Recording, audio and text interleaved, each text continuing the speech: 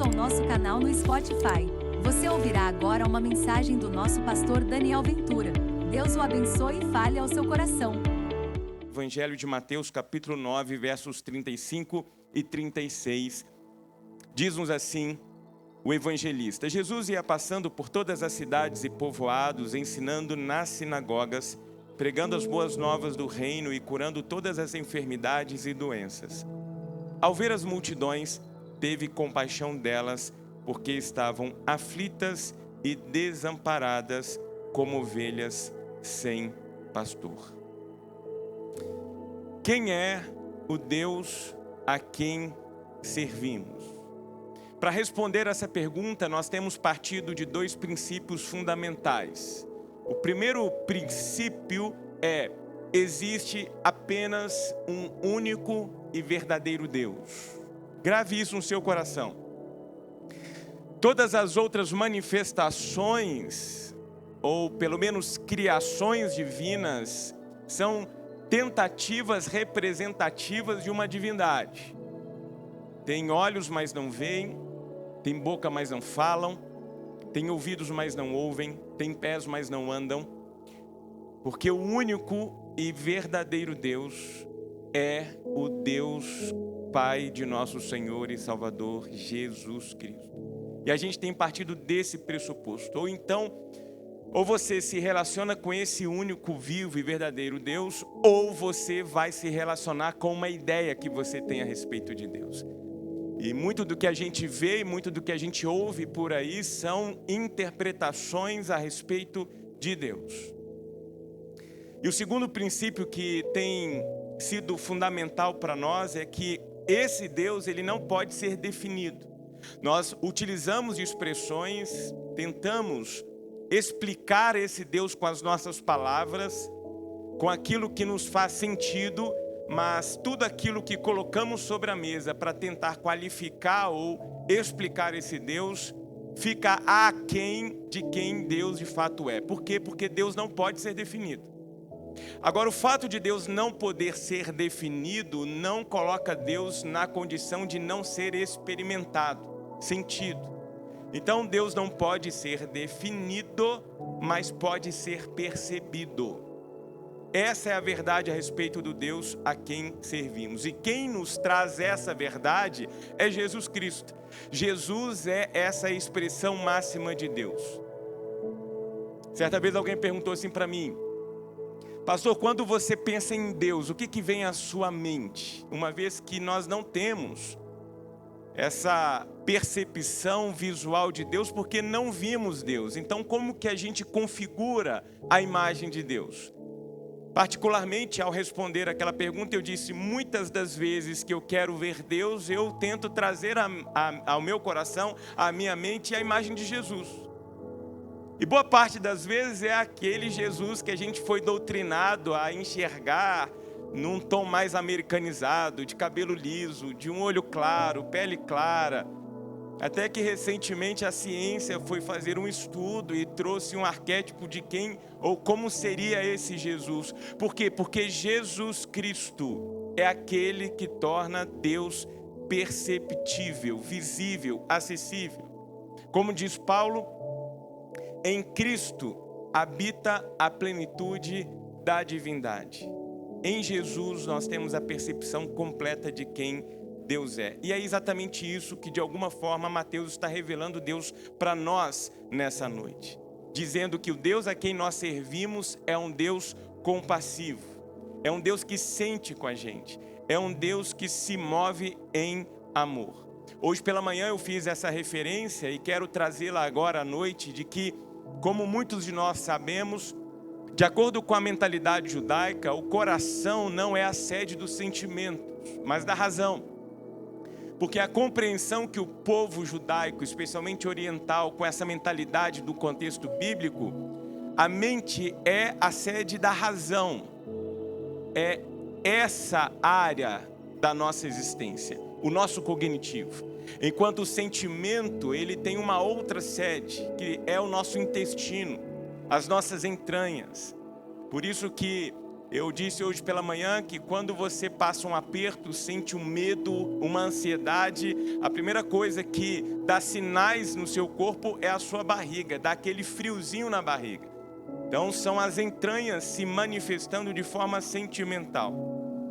Essa era uma maneira de dizer que Jesus, ao olhar para aquelas pessoas que estão diante da sua presença, ele é tomado por compaixão, ele sente esse sentimento interior de Deus, essa dor que toca a sua interioridade, é algo profundo que alcança as suas entranhas. Ele sente isso nas suas entranhas, e falar disso a respeito de Deus era algo revolucionário, porque Jesus está falando de Deus em meio a uma cultura marcada por um pensamento greco-romano. Um pensamento que moldava não apenas a vida, mas a forma como eles enxergavam a realidade. A forma como eles tentavam entender o mundo, inclusive Deus. Os gregos acreditavam veementemente que o universo ele possuía uma beleza. Ele possuía uma ordem que, inclusive, transcendia a questão estética. Não era apenas uma beleza por contemplar a criação como essa pluralidade e diversidade que a gente tem diante dos nossos olhos, em termos de forma, em termos de cor. A percepção da mentalidade greco-romana era uma beleza que era baseada na justiça, era baseada na harmonia, era baseada no equilíbrio das coisas. Para os gregos, o cosmos, o universo, isso que nós habitamos e chamamos da nossa terra-mãe, na mentalidade deles era como se fosse uma divindade. Por quê? Porque eles começavam a olhar e de forma atenta perceber algumas coisas que aconteciam nessa realidade chamada cosmos, e dava sinais claros de que havia por detrás daquilo uma inteligência que fazia com que aquilo tudo que estava acontecendo de fato acontecesse. Você jogar no solo uma semente, aquilo germinar, aquilo de repente tomar corpo, frutificar, e cada fruto que era oriundo daquela plantação possuía novas sementes que multiplicava aquilo. Olhar para a criação, olhar para aquilo que estava diante dos seus olhos, gerava uma inquietação nos seus corações, de tal forma que a resposta que davam ao que contemplavam é: existe uma inteligência. E de certa forma, eles estão corretos, porque há, de fato, uma inteligência por trás de tudo, uma ordem, uma lógica que sustenta o universo. Nós temos uma inclinação do nosso planeta Terra e um distanciamento adequado do Sol que mantém tudo em ordem, temperatura ideal. Por mais que estejamos vivendo tempos de desequilíbrio climático, mas dentro do que fora planejado, há uma ordem. A inclinação de 23,5 graus do nosso planeta mantém uma ordem das estações que traz equilíbrio àquilo que a gente chama de planeta Terra. E para os gregos, essa harmonia, essa maneira como a vida ia acontecendo de forma justa e equilibrada, era uma divindade, uma inteligência, que possuía competência de organização, mas na compreensão deles, não necessariamente sentimento. E é dessa experiência, ou dessa visão, que nasce o pensamento estoico. E qual que era o fundamento do pensamento estoico? Existe um logos, existe uma razão universal, existe por trás de tudo uma inteligência que ordena tudo. Por isso, aí vem o pensamento estoico: nós devemos aceitar tudo como tudo de fato é. Porque se existe uma inteligência que ordena e faz com que as coisas aconteçam, nós precisamos aceitar isso. Porque existe uma lógica, existe uma razão. E na mentalidade estoica, há uma lógica tanto para a inclinação da Terra, que vai determinar exatamente as estações do ano, como existe uma lógica para quem é rico e para quem é pobre, para quem vence e para quem perde. Há uma lógica para quem sofre as agulhas da vida, como há uma lógica para quem passa praticamente ileso pela existência. Porque no pensamento greco-romano, especialmente agora fundamentado pela escola estoica, havia por trás de tudo isso uma razão das coisas serem. O imperador Marco Aurélio, um dos grandes pensadores estoicos, ele falava assim: olha, se alguém vê um leão devorando um javali, você pode até achar inicialmente que essa cena é cruel, é brutal, é nojenta, mas se você se atentar de forma um pouquinho mais cuidadosa, você vai se encantar, porque existe uma lógica, uma ordem natural das coisas. E qual era a tentativa de Marco Aurélio a usar esse exemplo? Ele dizia: é justo que o leão coma o javali, porque essa é a ordem natural das coisas. Há uma cadeia de alimentação na criação que faz com que tudo esteja em ordem. Inclusive, antes do leão comer o javali comeu o coelho. E assim as coisas vão acontecendo. E por conta dessa lógica e desse pensamento, a gente acaba aferindo que, olha, se você é o javali sendo devorado pelo leão da vida, aceite, porque afinal de contas, em algum momento anterior, você, enquanto javali na vida, acabou devorando algum coelhinho que passou diante de você. E aí, o que acontece é que nós fomos influenciados por esse tipo de pensamento. E nós trouxemos esse pensamento e essa lógica para a nossa prática de vida cristã. Nós, os cristãos, influenciados pela percepção grega, começamos a dizer veementemente e a criar uma declaração espiritual e teológica de que Deus tem um propósito para todas as coisas. Deus tem um propósito para tudo o que acontece. E se Deus tem um propósito para todas as coisas, se Deus tem um propósito para tudo o que acontece, qual o nosso papel? Aceitar. Aceitar as tragédias, aceitar as perdas, aceitar as derrotas. Por quê? Porque existe uma razão delas existirem. Você pode até não saber qual é a razão, mas ela existe. Então, se o seu chefe te persegue, se porventura você está no seu ambiente de trabalho, o seu chefe te humilha, se o seu chefe te destrata, aceite. Por quê? Porque existe um propósito nisso. Quem sabe Deus não está te lapidando? Quem sabe Deus não está usando exatamente essa situação para te aperfeiçoar, para desenvolver a sua paciência, para desenvolver a sua humildade, para descer um pouquinho as pontas do seu orgulho.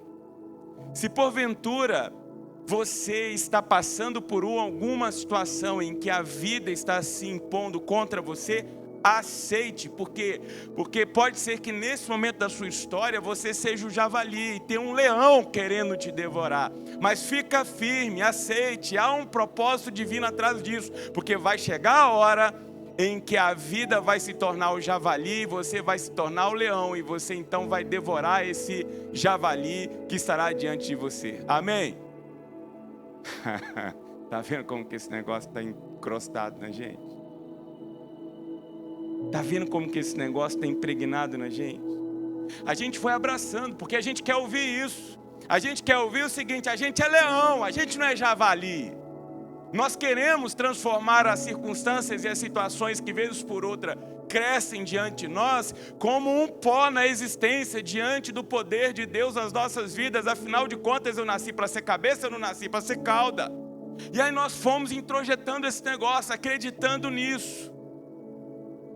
E aí a gente começou a reagir à vida com esse tipo de pensamento. Uma lógica estoica disfarçada de fé que foi norteando a nossa maneira de viver a vida, aceitando a desordem da vida, sem necessariamente buscar o entendimento disso, aceitando por quê? Porque fizeram com que nós acreditássemos que existe uma ordem e uma inteligência, uma razão, um propósito por trás de cada uma dessas coisas. Pensa comigo, casou errado, ora, Deus não viu, Deus não deixou, então Deus tem um propósito nesse negócio. mudou, saiu de uma cidade, foi para outra, foi uma decisão errada. Ora, Deus não viu, Deus não deixou, a coisa não acabou acontecendo. Então há um propósito de Deus nisso, aceite isso. Outro dia eu soube de um pregador que diz o seguinte: olha, todo mundo que fica tirando foto de carro, ilustrando o carro, idolatrando o carro, pode anotar, vai ser batido ou vai ser roubado, porque há um propósito de Deus para poder controlar o coração idólatra desse camarada que está olhando para esse carro e está tratando esse carro como um ídolo, como um Deus. Essas são as mensagens que têm sido pregadas por aí. Só que aí no meio dessa confusão toda, nós vamos para o texto sagrado, e aí nós olhamos que num determinado momento da história, Jesus Cristo aparece.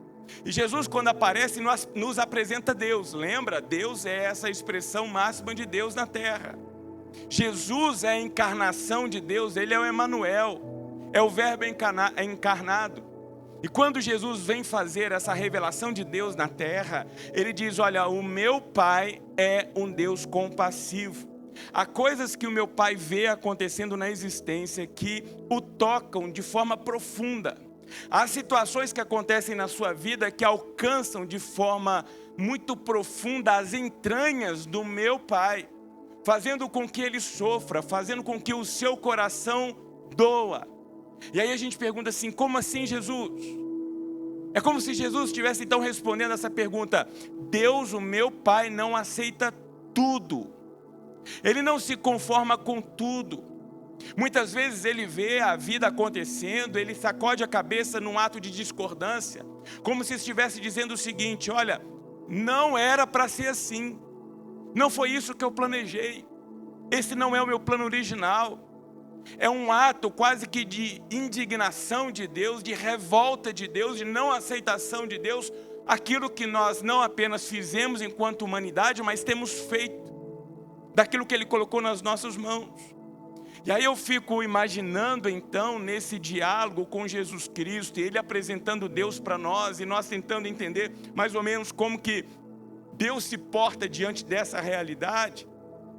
É como se Deus estivesse nesse momento olhando para a sua vida, para aquilo que está acontecendo com você, e se direcionando a você em palavras, dizendo: olha, não era esse o meu propósito, isso que você está enfrentando, isso que está te machucando, isso que está gerando dúvidas no seu coração, isso que está permitindo com que você passe madrugadas acordada, angustiada, isso não nasceu das minhas mãos, isso não é fruto do meu coração. Em outras palavras, o que Jesus Cristo está ensinando para a gente aqui é que há coisas que nós não devemos aceitar como normais. É fruto do pecado, é fruto da desordem, é fruto de um ato de arrogância nosso enquanto humanidade, de olhar para Deus e dizer o seguinte: Deus, eu vou viver sem o Senhor. E nós já temos aprendido aqui que a definição de pecado é essa vida desconectada da fonte da vida. O pecado original é a humanidade que resolver viver longe de Deus. Tudo o demais que nós conhecemos como injustiça, maldade, crueldade, prostituição e por aí vai, são consequências de uma vida desconectada da fonte da vida.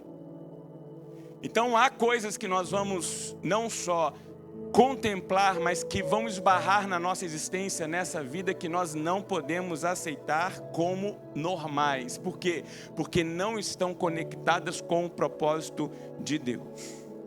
E diferente do que muita gente pensa, e nós estamos falando aqui de um Deus compassivo, compaixão não é apenas um sentimento.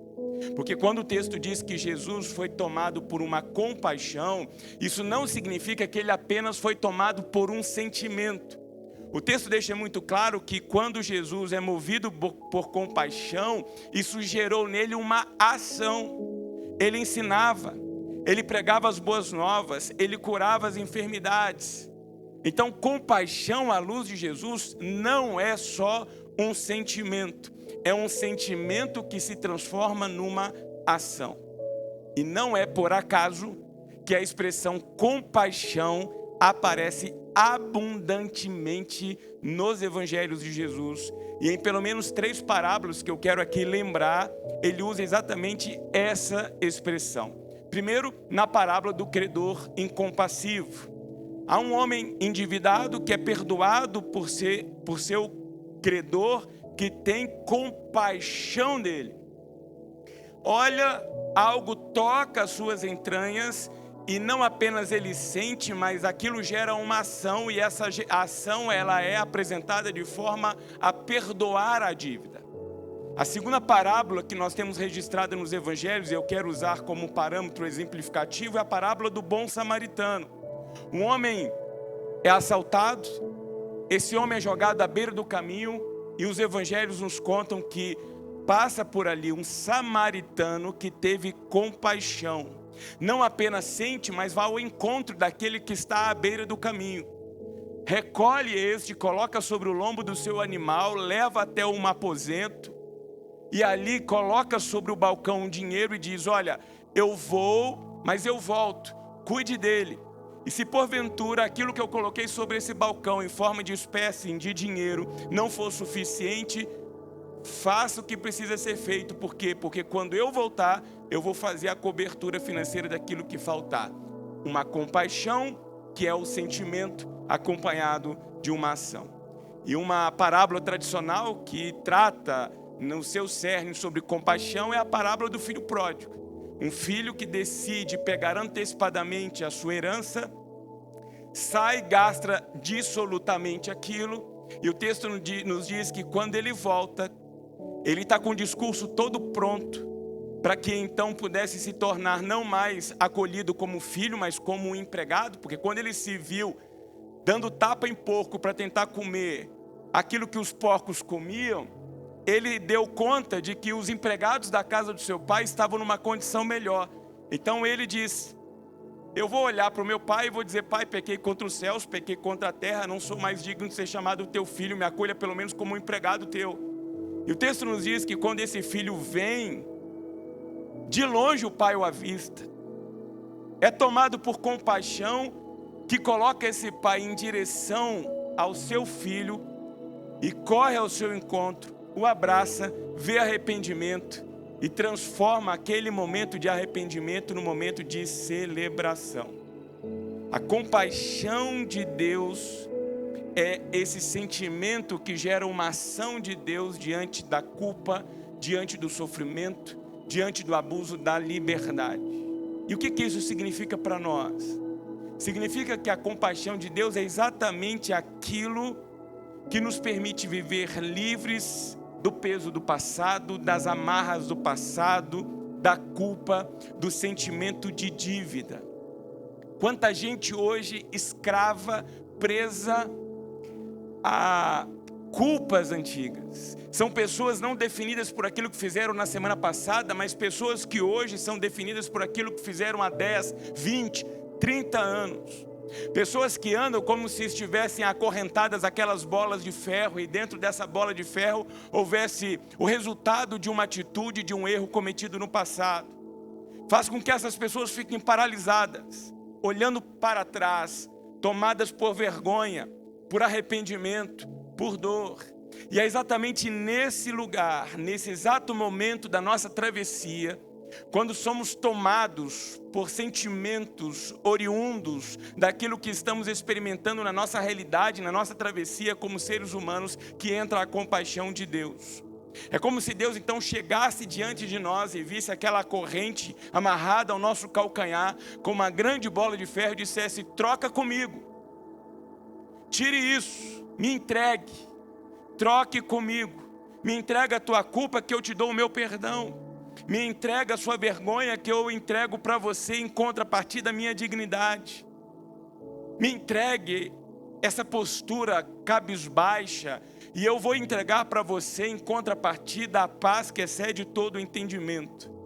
A compaixão de Deus é tão profunda que Ele convive até mesmo com o abuso que nós fazemos da liberdade. Porque se tem um dos princípios extraordinários, um dos maiores e mais belos presentes que nós ganhamos enquanto humanidade, é a liberdade de tomarmos rumo das nossas próprias existências. E o mais impressionante é que a compaixão de Deus, ela convive até mesmo com o abuso que nós fazemos com o uso da nossa liberdade. É isso que faz com que, inclusive, Deus se mantenha ao nosso lado, mesmo quando nós decidimos arbitrariamente viver contra a vontade de Deus. Reger a nossa vida de acordo com as nossas próprias vontades. E ao contrário do que muita gente pensa, Deus não é aquele velho mal-humorado, de barba branca, atrás de uma árvore, com uma prancheta na mão, pronto para nos pegar em flagrante e derramar sobre nós a sua ira. O Deus revelado por Cristo Jesus, esse Deus compassivo, é um Deus que não destrói, não abandona, não desiste, é um Deus que chora. É um Deus que é tomado no seu interior, nas suas entranhas, por aquilo que está acontecendo conosco. É essa compaixão que faz com que Jesus Cristo olhe para Jerusalém e diga assim: Jerusalém, Jerusalém, você que mata e apedreja os profetas, quantas vezes eu quis e você não quis? E todas as vezes que eu quis e você não quis, eu estava ali, te olhando, em choro, em pranto, o meu interior tomado por uma dor. Mas ao mesmo tempo eu fui tomado por compaixão, ao ver você naquela condição. E por isso, ao invés de te destruir, eu continuei ali parado em prantos, à sua disposição. Grava uma coisa no seu coração: a vida não tem compaixão da gente, a vida é impiedosa. Eu falo isso para o meu filho. Eu estou lá em casa e eu falo assim: filho, daquele portão para fora, a vida não está nem aí para a gente. A vida não nos perdoa. A vida não está nem aí para os displicentes. A vida não tem compaixão, não tem misericórdia. As coisas estão acontecendo, as tragédias nos alcançam e o mundo continua girando. O mundo continua girando. Famílias indianas tiveram que sepultar ou estão sepultando seus entes queridos que tentaram decolar naquele avião nos últimos dias, com planos, com sonhos, com histórias, e que foram carbonizados dentro daquela aeronave. A vida é injusta. A vida é muito injusta. Agora, do outro lado, nós temos um Deus que, diferente da vida, que não está nem aí para a gente, é impiedosa. Nós temos um Deus piedoso, misericordioso, um Deus de amor e compassivo.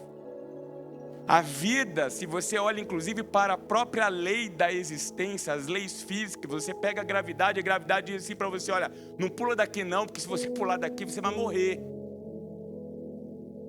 Mas a gente usa da liberdade, é o abuso da liberdade, e a gente resolve pular. E se a gente resolve pular numa realidade em que a distância do nosso corpo versus a altura vai gerar uma colisão, cujos dois corpos, então, em contato físico, vai gerar naturalmente a nossa morte, a vida não terá compaixão de nós. A gravidade não tem compaixão da gente. Agora, ao contrário, Deus possui. Porque se Deus diz assim para você: olha, não minta. Mentir é um ato destrutivo e ainda assim decidimos mentir. Deus não nos destrói. Deus chora. Deus fica olhando com a sua cabeça se movimentando de um lado por outro, dizendo assim: não era isso que eu queria para você, não são esses os planos e os propósitos que eu tenho para você. Eu confesso que o meu coração se entristece em saber a forma como você tem usado a liberdade que eu tenho te entregue, tenho te dado como presente. Mas Deus não te destrói, Ele chora, Ele senta, Ele observa, e Ele com lágrimas nos olhos fica esperando. Esperando o quê? Um mínimo movimento nosso. Aquele momento em que a gente reconhece quem de fato somos, como que a vida é injusta conosco, que existe sobre todos nós um Deus vivo, um único Deus vivo, compassivo. E a gente diz assim: Deus, tenha misericórdia de mim. Deus, me ajuda a não mentir. Deus, ajuda o meu coração a andar nos caminhos do Senhor. Nesse momento em que Deus está sentado no seu trono, olhando para nós, lamentando a forma como temos abusado da liberdade que Ele nos dá, mas contempla e percebe um movimento nosso, por menor que seja, na sua direção. Ele se levanta do seu trono, vem ao nosso encontro, enxuga as nossas lágrimas, nos abraça, nos sustenta, nos perdoa. renova o seu espírito e a sua força dentro da gente, dá a sua mão poderosa para nós e diz: olha, vamos caminhar junto. Por quê? Porque isso é compaixão, é um sentimento que gera uma ação, e essa ação sempre é de manifestação do amor, do cuidado desse Deus para conosco. Quantos de nós aqui já não nos sentimos assim, à beira do caminho, quebrados, feridos pela vida, machucados, injustiçados, esgotados, vítimas da violência física, vítimas da violência emocional, vítimas da violência psicológica? Falava hoje pela manhã que eu estive nessa semana na Amazônia, rodando as comunidades ribeirinhas e ali contemplando uma outra realidade de Brasil, onde a injustiça é escancarada, onde a desigualdade dá as suas caras de forma nua e crua. Ver crianças de 9, 10, 11 anos, já com 2 filhos, porque são entregues à exploração sexual desde pequenas. Estava lá uma menina de 10 para 11 anos de idade no seu 2º casamento. Uma menina que chega dentro do consultório médico para ser atendida pela nossa equipe, e ela se deita na maca e tira a roupa, a dentista imediatamente cobre o seu corpo, ela entende o que está acontecendo, entra a psicóloga, conversa com aquela menina e explica para aquela menina que ela não precisa entregar o seu corpo como moeda de troca para uma consulta médica. Por quê? Porque ela foi doutrinada por meio da sua família, por meio de uma cultura estabelecida naquela realidade, de exploração e de maculação da infância, de que ela pode sim entregar o seu corpo em troca como moeda de troca por algo que ela vai receber do outro lado. Essa é a realidade do nosso Brasil, de uma vida injusta, de um mundo que continua girando, de um povo que continua com as suas dinâmicas, com a sua rotina, mesmo quando as contingências alcançam e furtam uma criança da sua experiência inocente da existência, maculando o seu coração e transformando de forma definitiva a sua história. Por isso que nós vamos nos comprometer e vamos em breve abrir aqui uma possibilidade para nós levarmos um grupo da nossa igreja. Nós somos abençoados como Igreja Casa Viva por termos aqui vários profissionais da área da saúde, em várias especializações, colocarmos esse grupo com mais outro grupo de homens e mulheres. Vamos embrenhar aquela mata atlântica lá e vamos levar palavras de esperança, cuidado, gestos que, mesmo que de forma pontual, presencial ali, naquele exato momento em que estivermos, mostrar para aquelas pessoas, para aquelas vidas, que existe acima da injustiça, em cima da desigualdade, acima da maldade, um Deus de amor, e nós queremos ser a extensão das mãos de Deus e do amor de Deus na vida dessas pessoas. Nós temos mais ou menos 200 missionários nossos atuando hoje na Amazônia. Jovens, a maioria ali entre 21 e 25 anos de idade, entregando os melhores anos da sua vida a um propósito: transformar vidas, transformar realidades, ser a manifestação da compaixão de Deus, mostrar para aquelas pessoas que mesmo diante dessas tragédias, dessas injustiças, há um Deus que ama. Dizer para essas pessoas isso: Deus te ama e tem compaixão de você. Deus não quer deixar você nessa condição. Ele está disposto a reescrever a sua história, te reerguer, te curar, te sarar, te salvar. E talvez você tenha entrado aqui nessa noite exatamente nessa condição em alguma área da sua vida. Talvez você tenha entrado aqui precisando de um socorro, de um cuidado espiritual, da graça de Deus, da bondade de Deus, desse Deus que está acompanhando a sua história e que por alguns momentos já tenha sacudido a sua cabeça dizendo: não faça isso com a liberdade que eu te dei, não faça isso com a vida que eu te dei.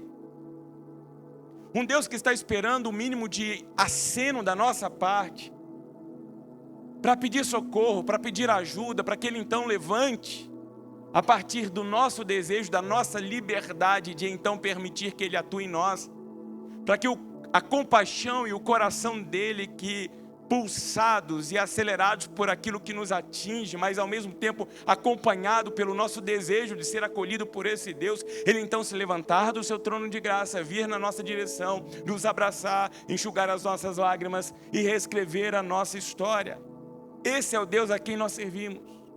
o único Deus vivo sobre tudo e sobre todos, um Deus que não quer nos deixar à beira do caminho, um Deus que tem o poder de ajudar você a reescrever a sua história, a tirar essa corrente, essa bola de ferro que talvez tragam marcas do passado, 10, 20, 30, 40 anos de angústia, de sentimentos que estão aí ferindo a sua alma. Não importa se você está à beira do caminho pelas escolhas que você fez, não importa se você está à beira do caminho por conta daquilo que a vida fez com você, Deus é suficientemente capaz de lidar com a sua culpa e te dar perdão, de lidar com a sua dor e te dar cura. Ele é o único Deus vivo capaz de reescrever a sua história. Esse é o Deus a quem nós servimos, um Deus que chora, um Deus que se preocupa, que se ocupa, que se move, que olha para a nossa vida e diz o seguinte: olha, eu tenho planos de vida, de paz, de alegria para você e para a sua casa. É esse Deus que está dizendo para você nessa noite: olha para mim. Você não é obrigado a aceitar isso na sua vida, você não é obrigado a carregar isso na sua história. O que vai determinar a sua história são os planos que eu tenho para você. A vida é feita de escolhas. E hoje, Deus está dizendo para você: você pode escolher transformar o dia de hoje em o primeiro dia do resto da sua vida. Você pode decidir hoje, deixar o passado no passado e começar a viver o presente de tal forma que ressignifique o seu futuro. É uma questão de decisão. Então você que está passando por alguma situação, por alguma circunstância, que tem se agigantado na sua alma e tem se manifestado em forma de dor, de angústia, de depressão, de medo, de agonia, de noites mal dormidas, de cartelas e mais cartelas de medicamentos tentando controlar as suas emoções, você que está com o seu psicológico abalado, com o seu físico completamente comprometido, talvez seja a hora de você dizer assim: Deus, coloca a tua mão dentro de mim, vá lá no mais profundo da minha alma e tira isso que está me machucando, essa ferida que eu estou carregando há anos dentro de mim. E saiba em absoluto que o Deus a quem servimos, um Deus compassivo, tem o poder de ir lá no mais profundo da sua alma e tirar de dentro de você essa tristeza, esse peso. Por quê? Porque isso aí não faz parte dos planos que Deus tem para você. Então diga aí lá no fundo do seu coração: Deus, tenha compaixão de mim, me liberta do meu passado, me liberta dessa corrente. E sabe como eu imagino a reação de Deus diante de uma oração dessa? De uma disposição sua a ouvir aquilo que Deus está falando no seu coração nessa noite, em responder a Deus dizendo assim: Deus, eu aceito, Deus, eu quero, Deus, me ajuda. É esse Deus se levantando do seu trono de graça, com lágrima nos olhos, dizendo: não era para ser assim, mas agora nós vamos reescrever a sua história. E quando Deus vê você com desejo no seu coração de ser alcançado pela compaixão dele, Ele realiza o bom e extraordinário querer dele na sua história, a ponto dele chegar para você e dizer o seguinte: olha, enquanto você chorava, eu chorava, enquanto você sofria, igualmente eu sofria, enquanto você tomava decisões que te destruíam, eu estava lá com a minha cabeça sacudido de um lado para o outro, dizendo o seguinte: não são esses os meus planos para você. Mas agora, você que conhece e entende a sua realidade e toma a decisão de me convidar para fazer parte disso, eu quero te dar a mão para que juntos vivamos um novo tempo juntos. Esse é o Deus a quem nós servimos. Esse é o Deus que você serve, esse é o Deus que está à sua disposição. É o Deus que está dizendo para você nessa noite: eu quero te levantar para que vivamos um novo ciclo de vida juntos. Eu quero te levantar, tirar essas vestes de pranto e colocar vestes de alegria. Eu quero tirar essas vestes de agonia, de medo, de angústia e colocar em você vestes de paz, vestes de alegria. Porque o Deus a quem servimos é um Deus que chora quando choramos, mas é um Deus que se alegra quando nós nos levantamos. Foi esse o Deus que Jesus revelou para nós. E é por isso que nessa noite Jesus diz, conforme profecia do livro de Isaías 61, de que o Deus e Pai dele, um Deus compassivo, o ungiu para pregar boas novas aos pobres, o enviou para cuidar dos que estão com o coração quebrantado, para proclamar liberdade aos cativos, libertação aos prisioneiros, para proclamar o ano do favor do Senhor, para consolar todos os que andam tristes e dar a todos os que choram uma coroa de beleza em vez de cinzas, óleo de alegria em vez de pranto, manto de louvor em vez de espírito deprimido. É isso que Deus quer fazer na sua vida, na sua história agora. A única coisa que você precisa fazer aí onde você se encontra é com o seu coração dizer: Deus, eu preciso do Senhor. E talvez você tenha aí dentro tanto peso, tanta angústia, tanto sentimento, tanto passado que está te sobrecarregando, que você esteja igualmente respondendo a esse convite de Deus: Deus, eu não tenho sequer forças para me levantar. E sabe o que Jesus está dizendo para você? Não se preocupe, eu quero te levantar com a minha mão. Por quê? Porque enquanto você chorava, eu chorava. E agora, quando você me chama, eu quero ser a sua força, o seu socorro bem presente no meio da sua angústia. E é isso que Deus quer fazer com você e por você nessa hora. E por isso eu queria convidar você, aí onde você se encontra, a fechar os seus olhos, conectar o seu coração ao coração de Deus, e abrir o conteúdo mais profundo da sua alma e colocar diante de Deus dores, angústias, medo, depressão, feridas na sua alma, no seu corpo, feridas emocionais, feridas psicológicas, espirituais, marcas de um passado longínquo. Hoje é noite de cura, hoje é noite de libertação, hoje é noite de salvação, hoje é noite de experimentarmos da proximidade desse Deus compassivo que sente conosco, mas que ao menor movimento nosso de arrependimento e de pedido de socorro, deixa o seu trono de graça, vem ao nosso encontro, nos abraça, enxuga as nossas lágrimas e nos coloca de pé. Se essa é a sua realidade, Deus quer fazer algo extraordinário na sua vida agora. A única coisa que você precisa fazer aí onde você se encontra é ser sincero com você e sincero com Deus, reconhecendo as suas limitações, reconhecendo as suas dores e pedindo a Ele, reconhecendo que Ele é o único capaz de te ajudar, Ele é o único capaz de te socorrer, Ele é o único capaz de te curar, de transformar essa situação. Então, se você está com medo, coloca agora na presença de Deus e diga: Deus, eu estou colocando o meu medo diante do Senhor, eu estou colocando a minha angústia diante do Senhor, eu estou colocando o meu passado que me machuque, que me fere diante do Senhor, para que o Senhor realize na minha vida o teu bom querer. Faça isso, coloque diante de Deus aquilo que está no mais profundo da sua alma e permita que Ele realize sobre você a manifestação clara da boa, perfeita e agradável vontade dEle, de modo que Ele seja tocado pelo seu movimento de entrega, de consagração, de arrependimento, de clamor, para que você experimente agora Deus indo ao seu encontro, enxugando as suas lágrimas, curando, te levantando, te dando as mãos e te ajudando a viver um novo tempo com Ele, para o seu bem, mas acima de tudo para a glória dEle. Se esse é o desejo do seu coração, eu quero orar com você. Se você tem coisas que você está aí depositando diante da presença de Deus, clamando a Deus por auxílio, por socorro, por cura, por perdão, eu quero orar com você e quero orar por você. E a única coisa que eu peço é que você demonstre essa entrega, essa dedicação, essa consagração, esse pedido de socorro para Deus, levantando a sua mão para eu orar por você. Se tem alguém aqui, Deus te abençoe, que deseja isso, Deus te abençoe, Deus abençoe, Deus abençoe, Deus abençoe, Deus abençoe, Deus abençoe, amém, Deus abençoe. É o seu momento com Deus, Deus te abençoe, pode abaixar a sua mão. Com esse ato, Deus te abençoe. Você está dizendo: Deus, eu preciso do Senhor, eu preciso do Senhor. Deus te abençoe, pode abaixar.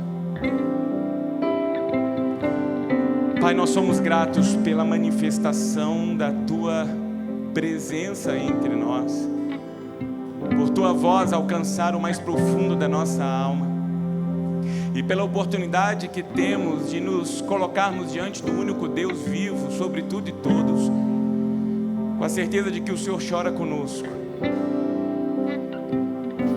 o Senhor se incomoda com muita coisa que acontece como fruto do uso e do abuso da nossa liberdade, mas também com as dores que o Senhor sente por ver aquilo que o Senhor sequer planejou, desejou e que não também nasceu das nossas mãos, mas que nos alcança por meio da injustiça, por meio da maldade.